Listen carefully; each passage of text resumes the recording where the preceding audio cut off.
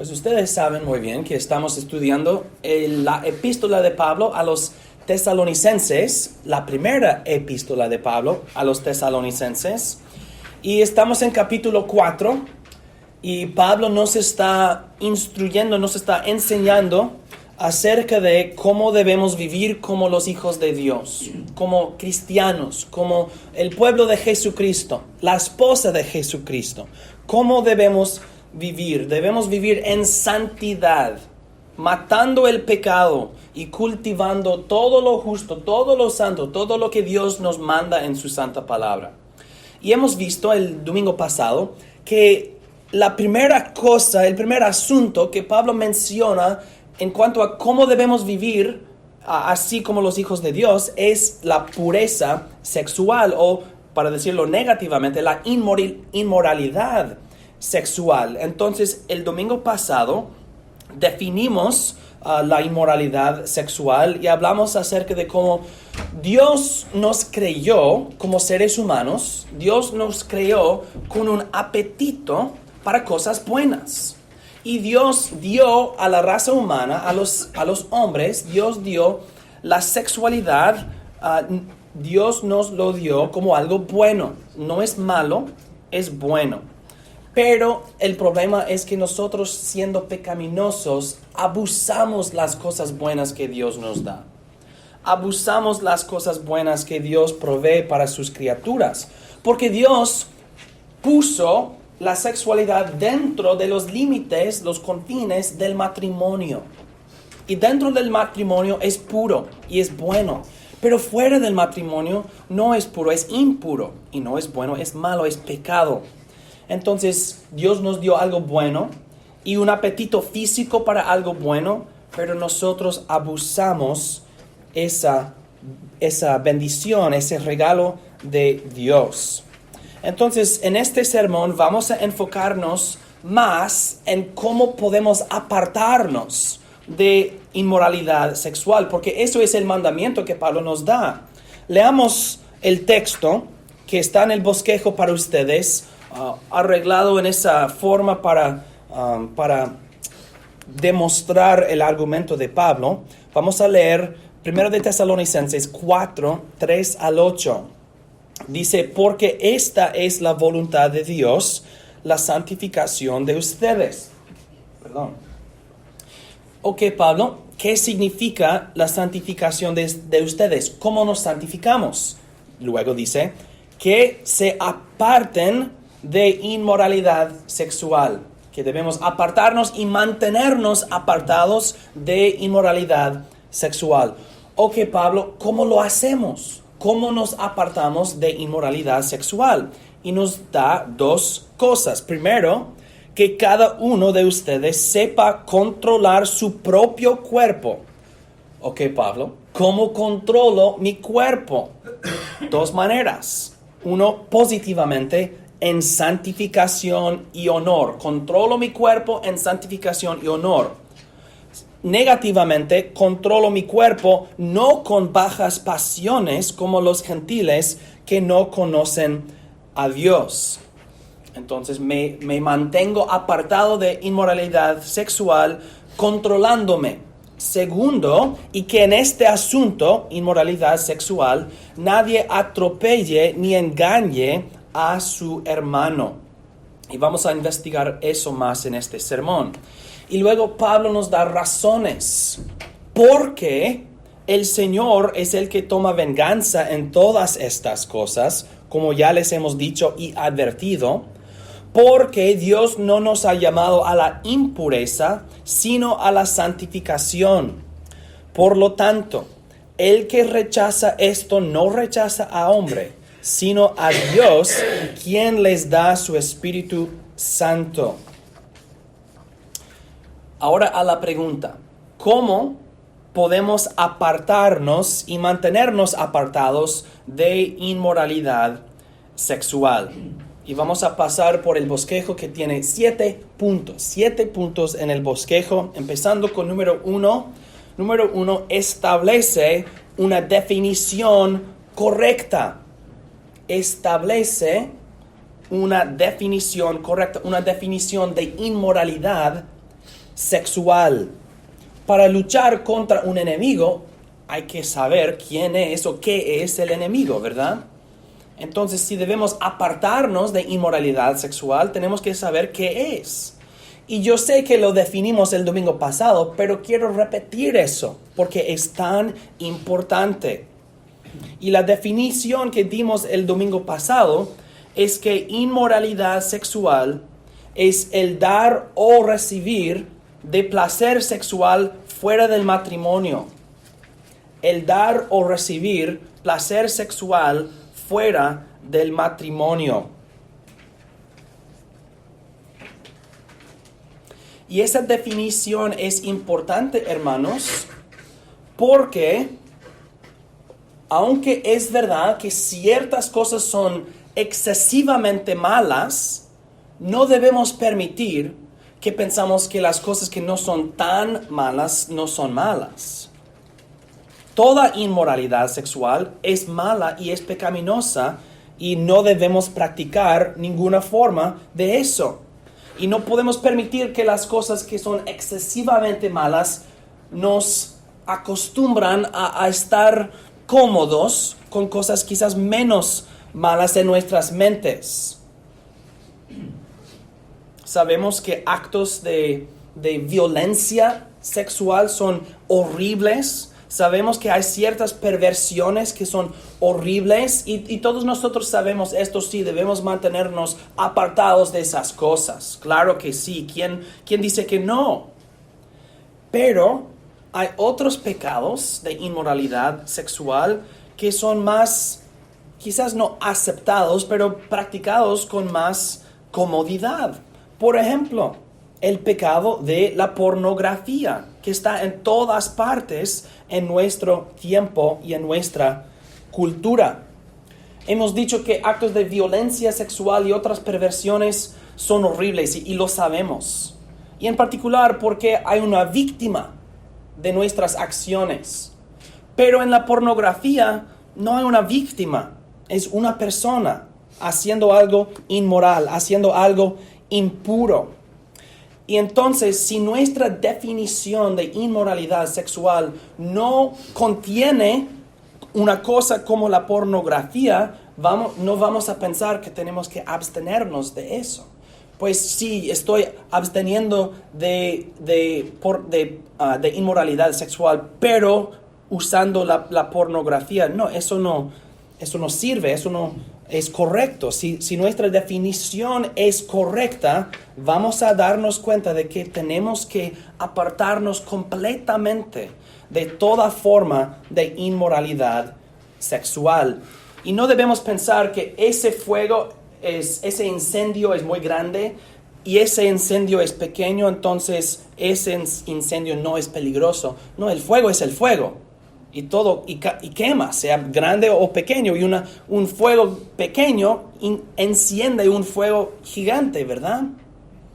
Entonces, cuando nuestro Señor Jesucristo nos prohíbe aún el mirar a una persona con deseos inmorales, si el deseo es prohibido, toda forma de practicar este deseo también es prohibido.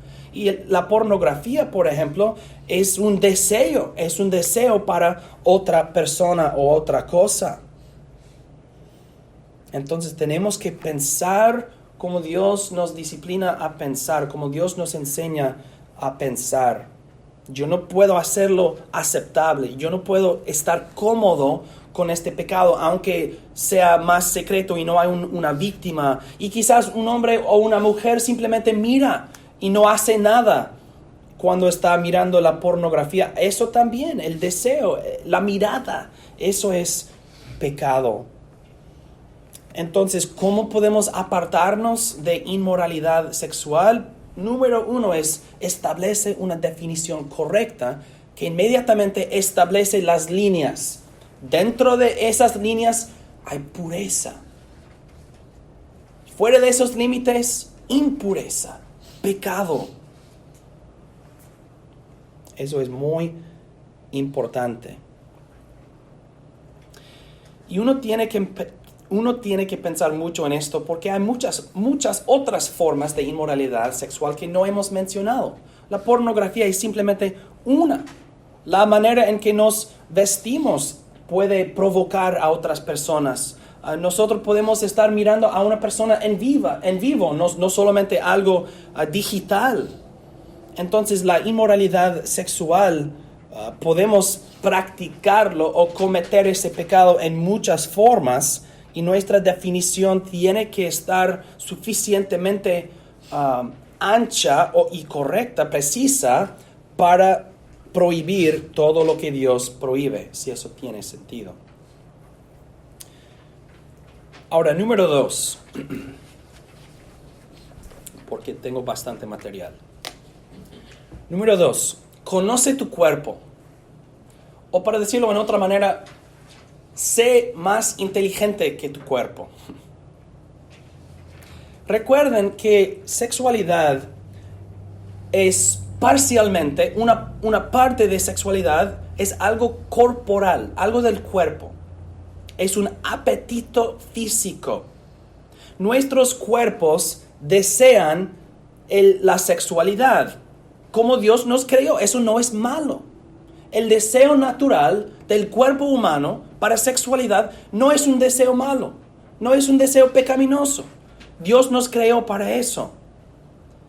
Pero si uno no está casado, no hay ninguna forma de expresar ese apetito. No hay un espacio puro para esa persona. No hay una sexualidad pura para esa persona. Todo está prohibido. Y si estás casado, solo lo que incluye tu esposa está disponible a ti.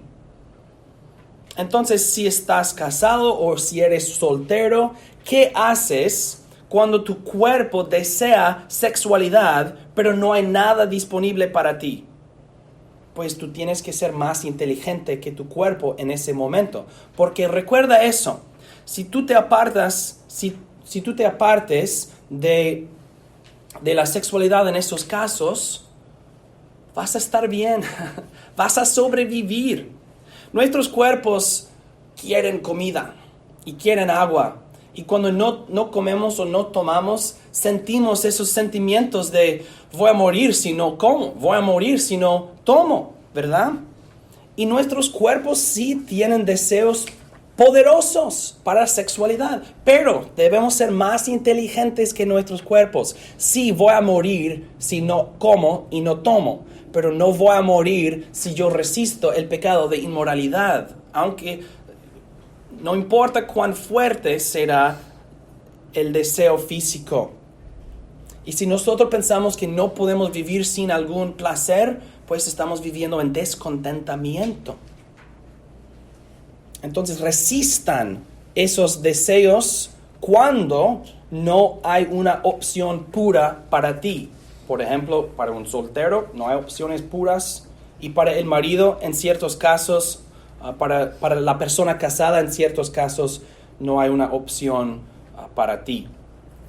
Conoce tu cuerpo.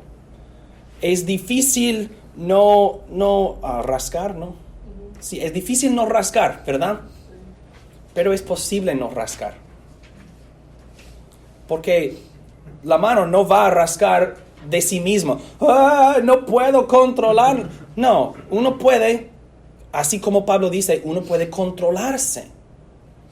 Dijo que cada uno de ustedes sepa controlar su propio cuerpo.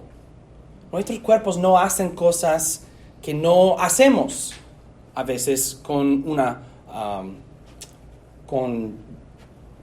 nuestros cuerpos no actúan si nosotros no los movemos, nuestros cuerpos. Entonces resistan esos deseos cuando son deseos para algo ilegítimo, para algo prohibido. Conoce tu cuerpo.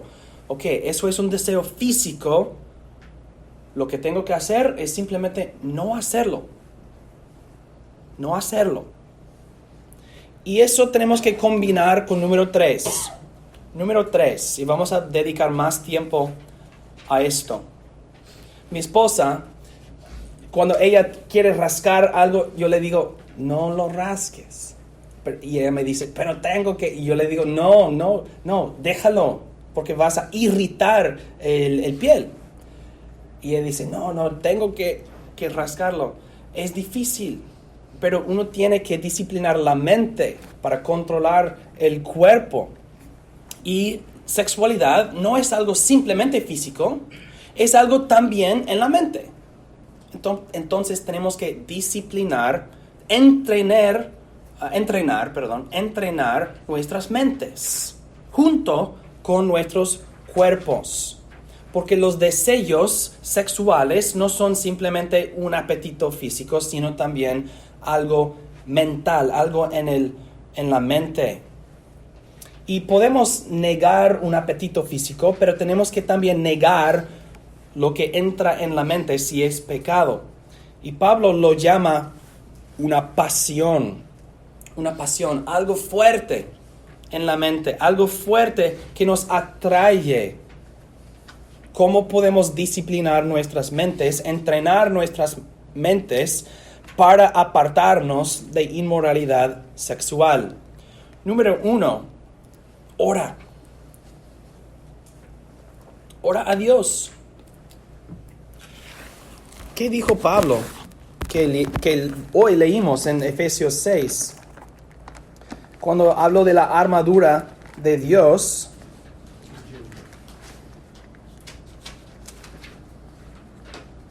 y dijo, orando en todo tiempo con toda oración y súplica en el Espíritu, y velando en ello con toda perseverancia y súplica por todos los santos. En la batalla, en la lucha, debemos estar orando a Dios. ¿Por qué? No se olviden que Dios nos ha prometido en su pacto con nosotros causar que andemos en sus caminos. Y Dios nos dio su Espíritu Santo, quien nos santifica. Entonces, si Dios nos ha prometido su Espíritu, y ya lo tenemos, si Dios nos ha prometido purificación o santificación, si Dios nos ha prometido su ayuda, ¿por qué entraríamos en la batalla sin la ayuda de Dios o sin orar a Dios inmediatamente? Cuando David quería luchar contra Goliat, ¿qué hizo? Él pidió a Dios que Dios bendiga su ataque contra Goliat. Porque sabe y le dijo a Goliat, vas a ver, gigante, vas a ver que nosotros triunfamos no por fuerza, sino por el Señor de los ejércitos. Él nos da la victoria. Y las tentaciones sexuales son fuertes. Es un enemigo fuerte. ¿Qué debemos hacer primero? Ora a Dios. Dios, ayúdame. Ayúdame a ver este pecado como tú lo ves. Ayúdame a odiar este pecado. Ayúdame a obedecer tu voluntad. Ayúdame a guardar tus mandamientos. Ayúdame a ser humilde para recibir la corrección de otros. Ayúdame a ser humilde para someterme a la responsabilidad de otros o la supervisión de otros. Ayúdame a ser vigilante. Ayúdame a ser diligente. Debemos orar para la bendición de Dios. Pero no simplemente orar y luego esperar para que Dios obedezca en nosotros. No, nosotros tenemos que obedecer. Nosotros tenemos que decir no al pecado. Nosotros tenemos que decir sí a la santidad. Entonces, nosotros oramos a Dios y luego luchamos contra Goliat. David no estaba mirando a Dios luchando contra Goliat. David atacó. Así también nosotros pedimos la ayuda de Dios y nosotros luchamos. ¿Cómo lo hacemos? Número 2. Cambia vicios por virtudes. Cambia vicios por virtudes. Cuando una tentación entra en la mente, si tú piensas mucho en no pensar en una cosa, ¿qué vas a hacer? Vas a pensar en la cosa. No piensen en helado. No piensen en helado. No piensen en helado. No piensen en donuts. No piensen en café, no piensen en tu cama cómoda. Ahora están pensando en esas cosas, aunque yo les digo que no deben pensar en esas cosas. Entonces, si uno se enfoca en no pensar en algo, vas a pensar en esta cosa. Entonces, ¿qué hacemos? Cambia el vicio por la virtud opuesta. Será difícil quitar una tentación de la mente si no la reemplazamos con otra cosa. Entonces, ¿qué es la virtud opuesta al vicio de inmoralidad sexual? Es la pureza. Pero la pureza se practica en dos formas. Uno es abstenerse para el soltero y el otro es sexualidad con nuestro esposo, nuestra esposa, que es puro. Eso es perfectamente puro. Entonces yo quiero afectar sus pensamientos para pensar más en las virtudes que debemos cultivar. Eso es muy importante en la lucha contra los vicios, porque cuando uno piensa en cómo puedo yo luchar contra la inmoralidad sexual, estamos casi siempre pensando exclusivamente en cómo no hacer algo. Y eso claro que es importante. Pero quiero que nosotros pensemos también, sino más, acerca de hay una virtud que podemos practicar, que podemos cultivar en nuestras vidas. Entonces, número 3,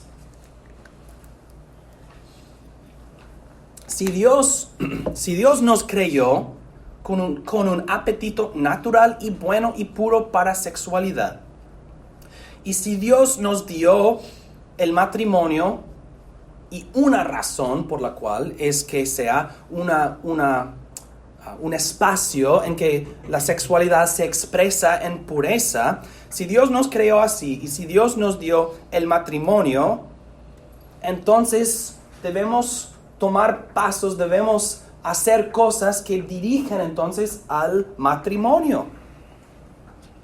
Imaginen que Dios nos da a todos nosotros un deseo profundo para ser pilotos y volar en el cielo. Y todos quieren volar, pero Dios nos dice, yo voy a dar al corazón humano un deseo para volar, pero solamente los pilotos pueden volar.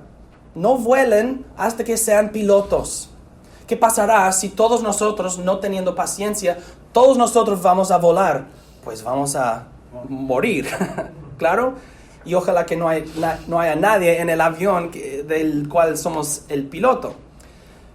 Entonces, si uno no debe volar hasta que sea piloto, y no es un piloto, ¿qué debe hacer la persona?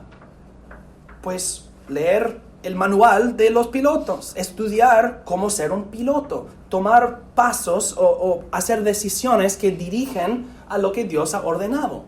Entonces, para el soltero o la soltera, esa persona con ese deseo natural, esa persona cuando es tentado por inmoralidad sexual, en lugar de simplemente decir, tengo que decir no, si esa persona empieza a ocuparse con preparándose para el matrimonio, esa persona está acercándose más y más y más a la pureza que Dios nos ha dado. Pero ¿quién piensa así? Nosotros casi siempre nos enfocamos en no hacer la cosa mala. Pero quiero que empecemos a pensar acerca de cómo buscar la cosa buena que se encuentra en el matrimonio. Y hay cosas en nuestra cultura, en nuestro tiempo, que se oponen a eso. Por ejemplo, personas que se comprometen y se casan 1 año, 2 años después. Mala idea. No es pecado necesariamente, pero mala idea. Y a veces la razón es que la boda tiene que ser perfecta. En este día, en este lugar, con esas cosas que en comparación con el matrimonio no importan. La boda sí, la hacemos bella y es un día especial, claro, no lo niego. pero tenemos que balancear las prioridades. Y si la perfección de la boda si tenemos que adelantar la boda para obtener su perfección, nuestras prioridades no están en balance. Tampoco estoy diciendo que cada persona debe casarse lo más pronto posible. No, hay malas decisiones en eso también. Lo que estoy diciendo es que hay mucho pecado de inmoralidad sexual. Y la virtud que es opuesta del vicio de inmoralidad sexual es la pureza. O apartándose de inmoralidad sexual, claro. Pero también la pureza de las relaciones íntimas del matrimonio. Entonces, el soltero que empieza a ocuparse, preparándose para el matrimonio, esa persona va a conquistar, va a tener victoria contra el pecado y pronto llegará a ser piloto y volar. Y lo bueno es que es más fácil casarse que ser un piloto. ¿Qué se necesita? Una persona que dice que sí, otra persona que dice que sí, ok, cásense. Es muy sencillo. Claro que es más complicado que eso, pero a la raíz es tan sencillo. Tú dices que sí, sí. Tú dices que sí, sí, ok. Yo los declaro hombre y mujer. Así es. Ahora, la mayoría de ustedes están casados. Entonces, esa información será para sus hijos. Y vamos a regresar a eso. Número 4.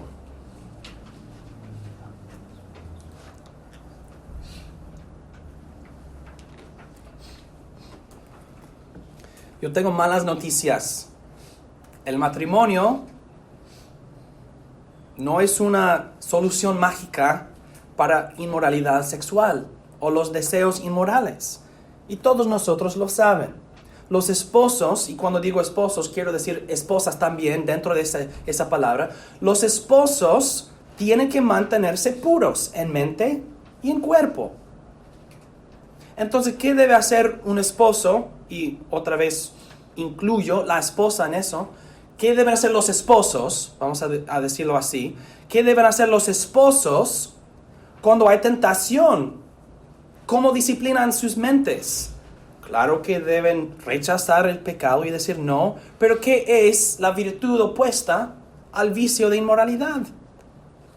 Cuando tú te sientes tentado, entonces encuentra a tu esposa o encuentra a tu esposo y dale un beso. Inicia algo. En serio. ¿Qué sería la palabra en español para flirt? To flirt.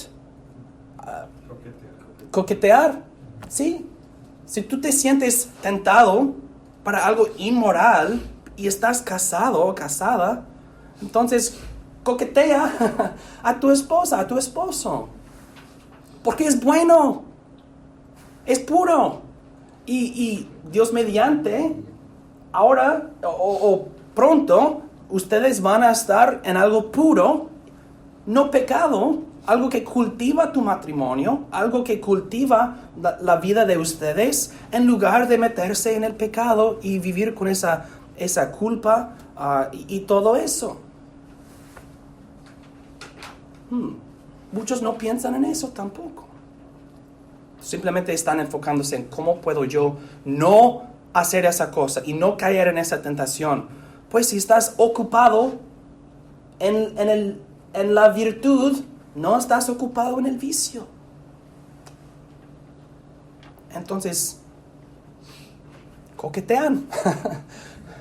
En serio. Pastor, ¿cómo lo hago? No te voy a decir. Depende de quién eres y quién es ella. Depende de muchas cosas. A veces los no creyentes nos perciben como personas que no quieren ninguna diversión, que nunca se divierten y cosas, que somos muy legalísticos y todo eso. Pero la verdad es que en el matrimonio tenemos libertad para ser, y lo digo libremente, para ser eróticos con nuestras esposas. Y si jamás dudamos la pureza y la bondad de la sexualidad en un matrimonio, debemos recordar el libro de Cantares en la Biblia. Piensen en eso. La sexualidad erótica de esposos es tan puro que Dios lo puso en la Biblia, número 1, y es una imagen de Jesucristo y la iglesia. Si hubiera algo impuro, aún algo pequeñito impuro en eso, nunca sería una imagen para Jesucristo y la iglesia. Pero el libro de Cantares es en sí mismo poesía erótica y por tipología es una imagen, es una pintura de Jesucristo y su esposa. Y los esposos en Cantares describen sus cuerpos, el cuerpo del uno, el cuerpo de la otra, y se aman el uno a la otra. En romance, en amor. Y están invitándose, están alabándose, ¿me entienden? Están, sí, ustedes saben.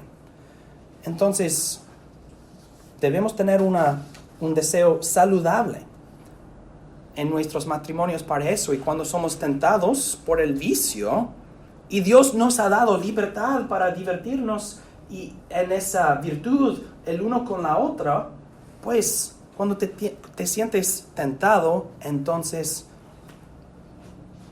coquetean. Pero ¿qué pasa en este momento? Lo que pasa frecuentemente es que yo puedo decir eso todos los días, todo el día, pero quizás tu matrimonio está en un lugar, en una condición donde sería, no sé, difícil coquetear, vamos a decirlo así. Porque quizás están lejos el uno de la otra en corazón y por eso lejos el uno de la otra en cuerpo. Y esto significa que tú tienes que entonces hacer trabajo en tu matrimonio y quitar las piedras y desarraigar las malas hierbas y plantar los flores para que puedan crecer. En tales casos, hermanos, lo importante es que nosotros no solamente rechazamos los vicios, sino también cultivamos las virtudes. Y Dios nos ha dado el matrimonio para muchas razones. Una de ellas es la sexualidad. Dios nos dio el matrimonio para que el uno haga a la otra feliz y la otra haga al uno feliz. Debemos hacernos felices. Y si estás ocupado en proveyendo si los esposos están ocupados en amándose el uno a la otra y cuidando el uno a la otra y haciendo feliz el uno a la otra y al revés y todo eso va a derrotar a la inmoralidad sexual. Y algo importante, muchos, para apartarse de la inmoralidad sexual, muchos quieren un sistema que garantiza su victoria. Yo quiero ese programa de computador, yo quiero ese programa de, no sé, de teléfono, yo quiero esas murallas y cercas y todo para protegerme del pecado. Y tales cosas pueden ser muy útiles. Pero al fin del día, lo más importante es que nosotros nos controlamos a nosotros mismos. Porque tu cuerpo nunca va a cometer el pecado de inmoralidad sexual si tú no lo haces. Y cualquiera cerca que construimos o murallas que construimos, sabemos cómo superarlos, sabemos cómo evitarlos, porque nosotros los pusimos. Entonces lo más importante no es solamente poner cercas y murallas alrededor del vicio, aunque hay sabiduría en mucho de eso, sí, pero sobre todo que estamos ocupados en las virtudes y las cosas buenas y puras que Dios nos ha dado. Y una esposa, vamos a hablar en la realidad. A veces hay imbalances entre los deseos de un esposo y una esposa. Y los dos tienen que tener paciencia, la esposa reconociendo la importancia de eso a un esposo. Y un esposo teniendo paciencia con su esposa y no tomando de ella algo, sino recibiendo lo que ella ofrece, reconociendo que ella debe ofrecer libremente a su esposo. Eso requiere mucho trabajo. Eso requiere mucho trabajo, pero vale la pena y es necesario. No podemos descuidar nuestros matrimonios porque es difícil. No, ya leímos en Efesios 6 y Efesios 5 que los esposos tienen que amar a sus esposas y las esposas tienen que estar sujetas a sus esposos, amando a sus esposos. Entonces eso no es una opción. Voy a trabajar en mi matrimonio cuando me conviene.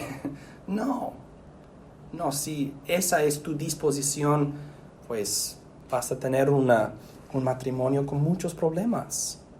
No añadan problemas a matrimonios que ya tendrán problemas naturalmente. Entonces, ¿dónde estamos en el bosquejo? Debemos apartarnos de inmoralidad sexual, disciplinando la mente, orando a Dios para su ayuda y cambiando vicios por virtudes. ¿Cómo? Intentando casarnos más o menos lo más pronto posible, pero entiendo la sabiduría de eso. Yo me casé a los 19 años. No lo recomiendo para todos, pero es posible. Y sobre todo para los casados, para los esposos, ámense, coquetean. Otra vez, ¿cómo lo hago, pastor? No te voy a decir. Y cada cultura, cada persona tiene sus diferentes ideas. Número 4. Tenemos que apurarnos un poquito. Número 4. Trae tu pecado a la luz. Escuchen con mucha atención, por favor. El arrepentimiento es bueno. El arrepentimiento es bueno. Repite eso miles de veces en tu mente. El arrepentimiento es bueno. ¿Por qué digo eso? Nosotros tenemos miedo de la vergüenza que acompaña el pecado. Entonces muchas personas esconden su pecado. Y eso es la insensatez de eso.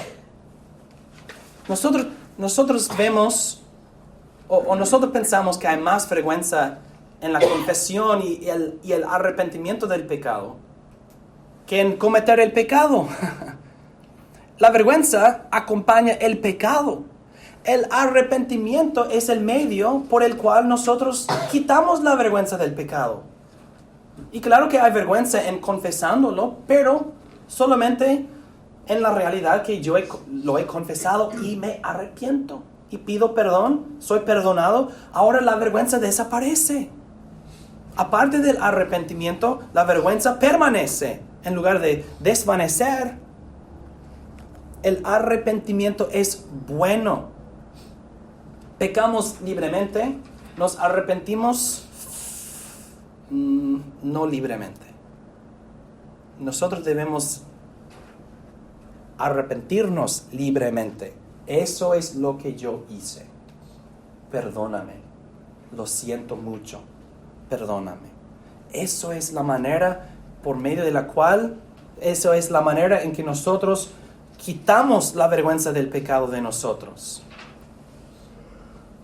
Entonces no teman el arrepentimiento, es bueno. Teman el pecado. El pecado es un amo sin misericordia que promete placer, pero solamente produce dolor.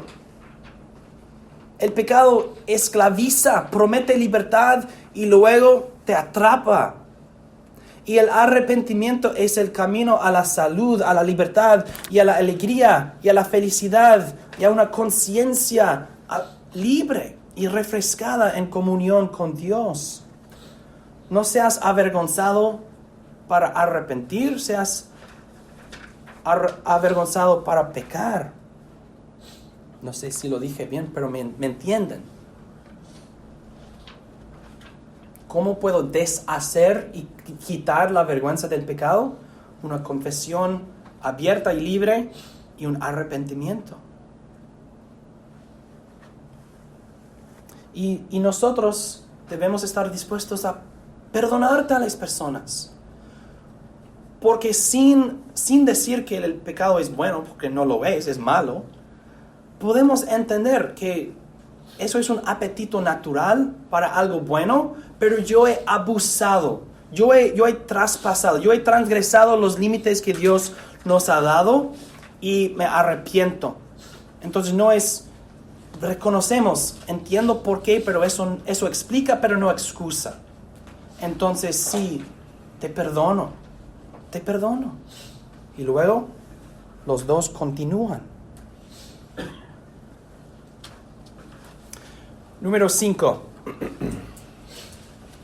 Preparen la siguiente generación. Muchos de nosotros fuimos criados probablemente sin esa información, no sabiendo quizás casi nada. No sabiendo que la sexualidad es buena en sí misma y pura. Quizás pensando que es mala y algo, no lo toquemos. Quizás por la influencia de la Iglesia Romana Católica, pensando, no, pues nosotros nos apartamos de la sexualidad en total, porque hay siempre cosas malas en ello. Y aún antes de practicarlo con mi esposo, debemos pedir perdón de Dios. No, eso no es correcto. Y nuestros niños necesitan instrucción correcta para su edad. Necesitan saber la bondad y la pureza de la sexualidad y que se practica exclusivamente en el matrimonio. Y luego debemos entonces prepararlos para ser esposos o esposas. Eso es lo que necesitan.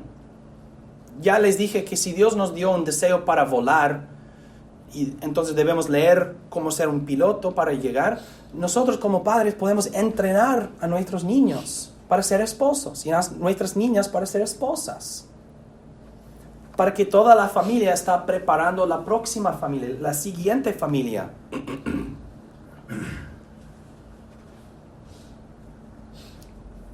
Es difícil luchar contra tentación, pero es más fácil si tenemos el conocimiento que necesitamos.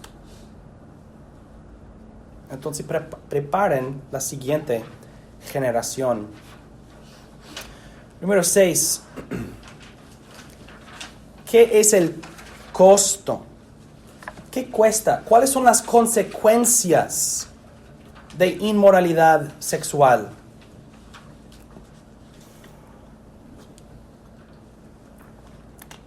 Es fácil cometer un pecado de inmoralidad sexual cuando lo ves como dos personas compartiendo placer. Pero es difícil, o es más difícil, cometer un pecado sexual cuando lo vemos como una persona robando a otra persona, o dos personas estando de acuerdo que van a robarse el uno al otro. Pablo nos dice que cuando hacemos esto, estamos atropellando y engañando a nuestro hermano. Y hermano significa hombre o mujer en este contexto. Significa que cada persona, sea hombre o mujer, tiene su propia inocencia y su propia pureza. Y yo no debo tomar tu inocencia. Yo no debo robar tu pureza. Y si yo te persuado a cometer un pecado conmigo, estoy robándote. Estoy robando tu inocencia, robando tu pureza. Y si los dos están persuadidos, pues están robándose el uno al otro. Pablo está diciendo, la inocencia de tu hermano, y eso incluye o hermana, la pureza de tu hermano, debe ser tan importante a ti que jamás robarías eso. No me pertenece, no es de mí. No voy a tomar de ti lo que no me pertenece. Entonces, esto es una perspectiva necesaria porque apartándose de inmoralidad sexual no es solamente algo de autocontrol, controlando nuestros cuerpos. Eso es una perspectiva de nosotros mismos. Es también una perspectiva de la otra persona. Yo voy a controlar mi cuerpo, también no voy a robar de tu cuerpo. No voy a robar tu inocencia, no voy a robar tu pureza. Nadie quiere ser robado. ¿Vale la pena? ¿Es el costo? ¿Vale? ¿Vale el costo? Sí, voy a robar. No. ¿Por qué? Porque número 2, si nosotros cometemos pecados de inmoralidad sexual, estamos rechazando el Dios santo y vengador. Dijo Pablo en nuestros versículos, por lo tanto, el que rechaza esto, no rechaza a hombres, sino a Dios, quien les da su Espíritu Santo. Y dijo, porque el Señor es el que toma venganza en todas estas cosas, como ya les hemos dicho y advertido.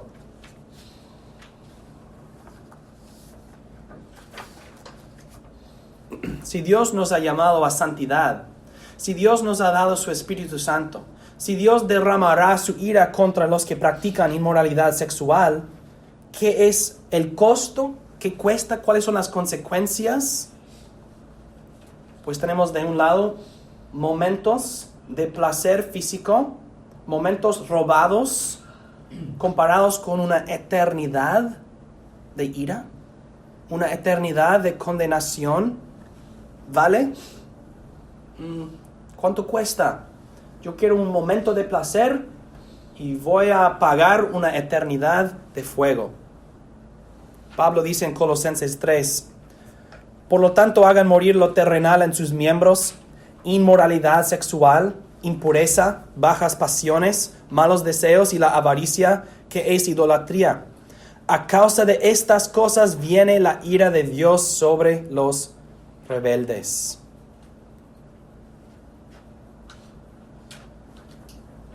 Número 7.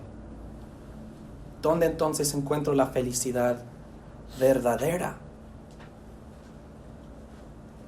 En 2 lugares. Número 1, en Cristo Jesús. ¿Cómo puedo purificar mi conciencia? Todo este pecado, toda esta culpa. ¿Dónde puedo encontrar felicidad habiendo pecado? En Cristo. Porque si creemos en Él, si confiamos en Jesucristo, Él perdona todos nuestros pecados y purifica nuestra conciencia y perfecciona nuestra conciencia. Y en Él tenemos un esposo perfecto, a quien amamos imperfectamente, pero Él es perfecto. Él nos purifica, Él nos presenta a sí mismo. Entonces en Cristo toda la impureza de mi vida es purificada y perdonada. Y solamente en Él, solamente en Él. Y aparte de Él, vamos a experimentar la ira de Dios que viene a causa de estas cosas. La ira del Dios de venganza. Dios es un vengador en todas estas cosas. Es el que toma venganza en todas estas cosas. Entonces yo puedo experimentar la ira del Dios de venganza, o yo puedo huir a Jesucristo, en quien encuentro el perdón y la vida eterna. Y luego, segundo, hay felicidad verdadera en servicio a Jesucristo, guardando sus mandamientos, viviendo en santidad, diciendo no al pecado. Y hermanos, saben que Dios es tan misericordioso para con nosotros, que el cristiano, quien sirve a Jesucristo, es esta persona negada. Niega a Dios a nosotros, niega a Jesucristo a nosotros esos placeres físicos, que sí son placeres. No, el esposo y la esposa en el matrimonio que se involucran en toda la intimidad del matrimonio están actuando en pureza, sin culpa, en servicio a Jesucristo.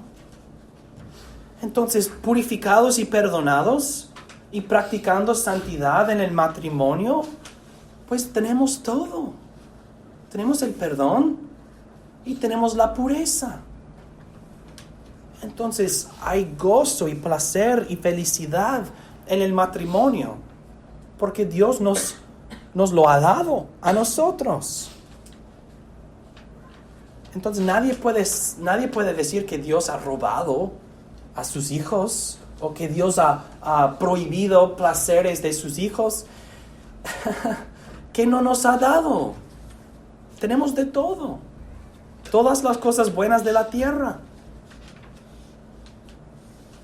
Entonces, hermanos, encuentren en Jesucristo y en servicio a Jesucristo la felicidad verdadera, el perdón de pecados y la pureza de sus mandamientos.